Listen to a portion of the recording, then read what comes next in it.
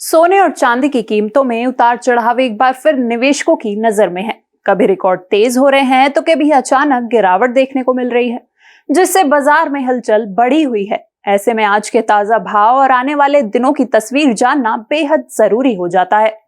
आइए इस वीडियो में जानते हैं आज के ताजा दाम और कुछ जरूरी जानकारी।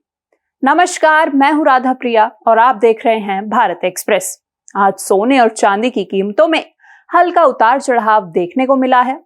अगर बीते दिनों के भाव पर नजर डालें तो 24 कैरेट सोना कल जहां 1,34,330 रुपए प्रति 10 ग्राम बिक रहा था, वहीं आज इसमें मामूली गिरावट आई है और भाव 1,34,070 रुपए आ गए हैं।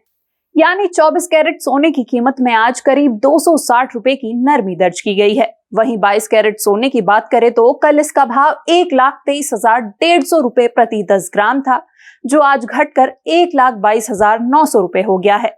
इस तरह 22 कैरेट सोने में भी लगभग 250 रुपए की गिरावट देखने को मिली है। चांदी के भाव पर नजर डालें तो यहाँ दिलचस्प स्थिति बनी हुई है। कल 1 किलो चांदी का दाम 2,04,000 रुपए रहा था और आज भी कीमत इसी स्तर पर बनी हुई है।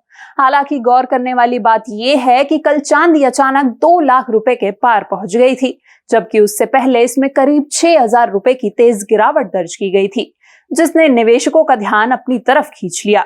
अगर बीते कुछ समय के ट्रेंड और सोना चांदी के इतिहास को देखें तो साफ पता चलता है कि लंबे समय में दोनों कीमती धातुओं ने ऊपर की ओर मजबूती दिखाई है। इसी वजह से लॉन्ग टर्म निवेशकों को सोना और चांदी में समय समय पर अच्छा रिटर्न मिला है।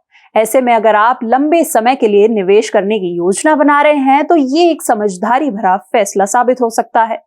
एक्सपर्ट्स का मानना है कि अगर कीमतें ज्यादा होने की वजह से आप सीधे सोना या चांदी नहीं खरीद पा रहे हैं तो गोल्ड ईटीएफ या सिल्वर ईटीएफ में थोड़ा थोड़ा निवेश करना बेहतर विकल्प हो सकता है। इससे कीमतों में गिरावट आने पर शॉर्ट टर्म में नुकसान का जोखिम कम रहता है और गिरावट के दौरान ज्यादा यूनिट खरीदने का मौका भी मिल जाता है।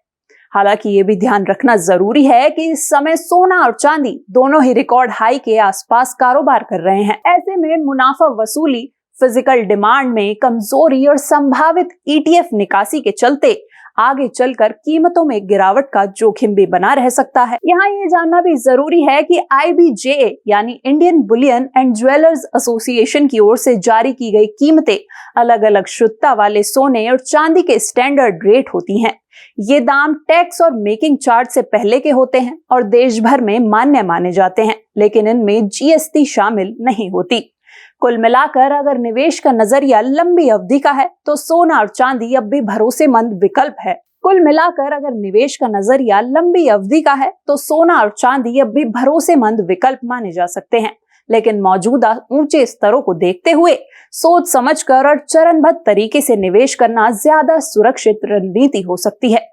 तो फिलहाल के लिए बस इतना ही। आपको वीडियो पसंद आया हो तो कमेंट कर जरूर बताएं और वीडियो को लाइक करना ना भूलें। चैनल को सब्सक्राइब जरूर करें।